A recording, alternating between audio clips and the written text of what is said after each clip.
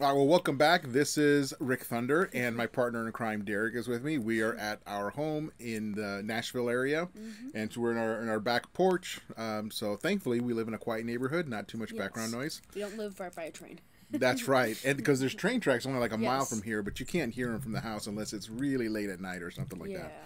But today, let's get to what our snack is for today. So this is another Mexican snack, and we are trying. It's called. Marzipan. It is marzipan. Mazapán? Mazapán in Spanish. I'm gonna give you the close up here. De la Rosa, Mazapán. So that's what we're gonna try today.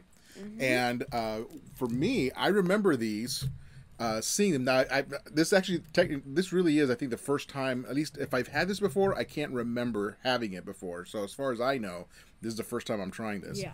Growing up in Southern California, I lived in a low income, ethnically diverse neighborhood when I was a young kid, and not far, my mom would take my sister and I to this local shopping area that was a Mexican shopping area. It's in Santa Ana, California. If you're from there or you're familiar with it, it's called El Toro. And so if you know that place, then you know exactly what I'm talking about. So it was a kind of a strip mall that had a bakery, a butcher shop, a grocery store, and a tortilla shop, and a few other shops. But they were all under the name like El Toro, or the Bull, for Mexico. So there was this whole like Mexican area of Santa Ana, and it was kind of a Mexican area where even all the stores were Mexican stores. All the signs were in Spanish. You would hear Mexican music. Yeah. So this was like a completely Mexican neighborhood. And that's where we would do some of our shopping. When I was a kid, my mom would take us there. She's from Mexico. She came to the United States before I was born. But that was where she wanted to get some of that, fresh, authentic Mexican food that she would cook at home. Yeah. And I remember seeing these when we would go to that little grocery store. I remember seeing these kind of in the candy aisle. I would see these and I was always curious what they were. My mom would never get them for us for whatever reason. Yeah.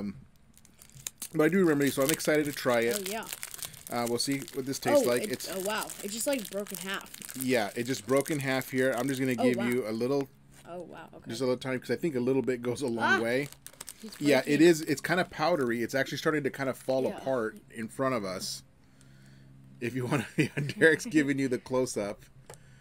All right, so yeah, this is very powdery. So we'll see what this tastes like. So I'm just kind of, I just opened it up, but I'm kind of holding it upside down so it doesn't spill. All right. Let's go ahead and give this a try. Wow. You're right. A little bit go a long way. A little bit does go a long way. You don't want to. That's pretty good. It's a very sweet, powdery. It's almost like a flavored powdered sugar. Would you Yeah. agree? Like a flavored powdered sugar, but it's like compressed into this puck So it's like in the shape of a hockey puck, but it really is almost like a packed powdered sugar. Wow, that's super sweet.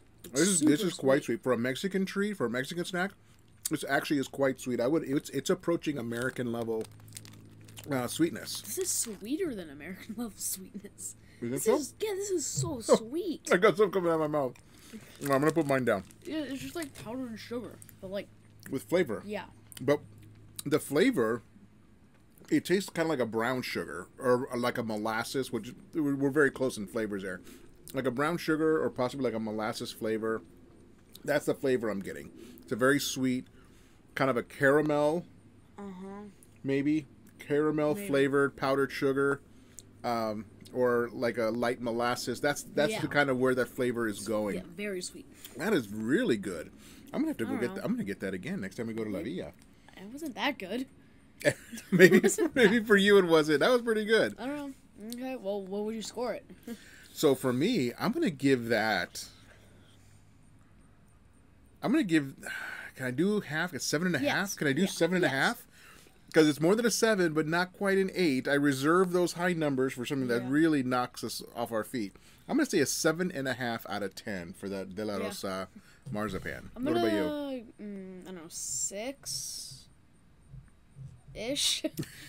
Was it 6 Like- or what? Is Like, it six? here, 5 point... what?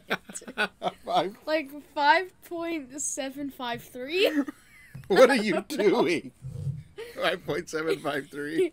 You look like you're thinking. You want to take it? You want to take it to the 10,000th decimal? Yeah, 5.753. 7.34.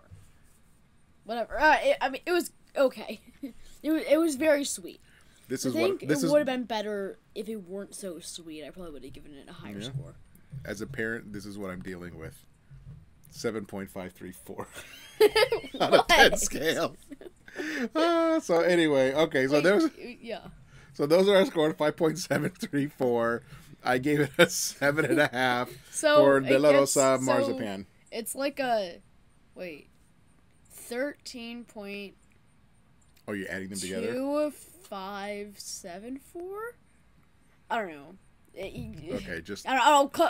If you found a different number, comment what you think it is, because I can't do that math in my head. all right. So we'll just stop there with the math. So anyway, that was La Rosa. Thank you for hanging out with us. If you like what we're doing, please hit that subscribe button, and we will see you on the next video. Yeah. Take care.